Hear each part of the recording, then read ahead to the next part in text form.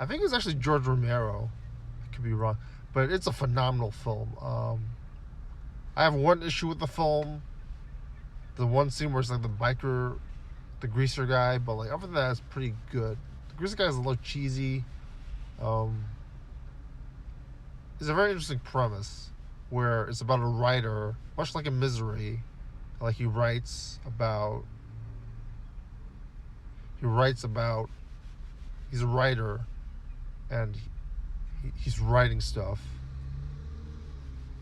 and then he uses a pseudonym. Sorry for getting to it like so incoherently.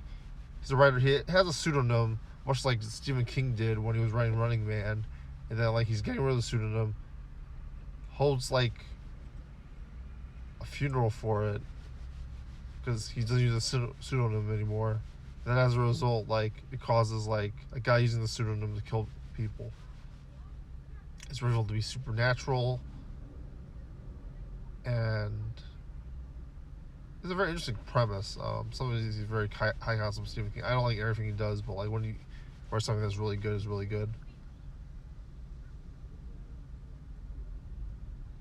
Has a very good cast. Amy Madigan of Streets of Fire. Timothy Olyphant, I think it is the protagonist. Michael Rooker of Walking Dead and Guardians of the Galaxy fame is in this. His protagonist. He's a sergeant, and it's pretty cool. MGM made so many good films all the time. RoboCop, James Bond, Child's Play. It's very interesting how big they were in the 80s. Does these MGM studios would be created around this time? Obviously, they won't use those properties. It'd be interesting if some of it was on the last movie ride though.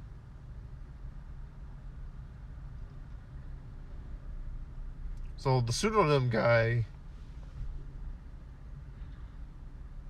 commits a whole bunch of crime. Then like he's trying to figure out what's going on.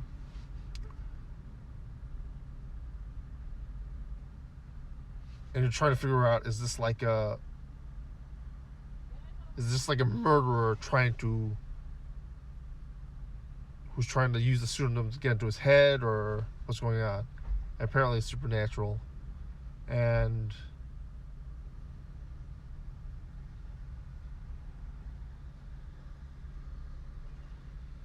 so they use like, and sometimes I was wondering if it was actually in his head or something, stuff like that.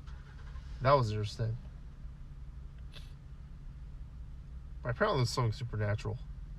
And how they did the makeup for the Olympia when he plays the guy with the pseudonym is pretty interesting. I didn't like the greaser thing. Some of the scenes were like very unpleasant, like when the sister dies and stuff.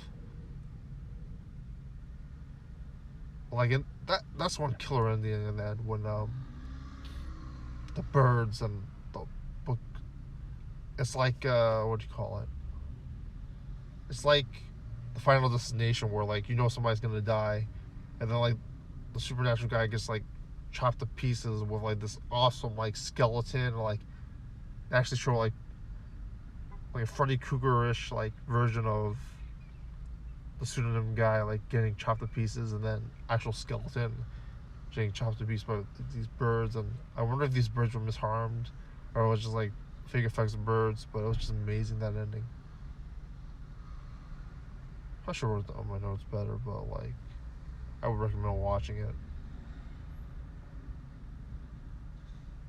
I don't remember much of the plot actually, but like the acting is very good and performances. Everyone got very 80s, like when you have Streets of Fire's Amy Madigan in it. I'm not familiar with Olympant's work.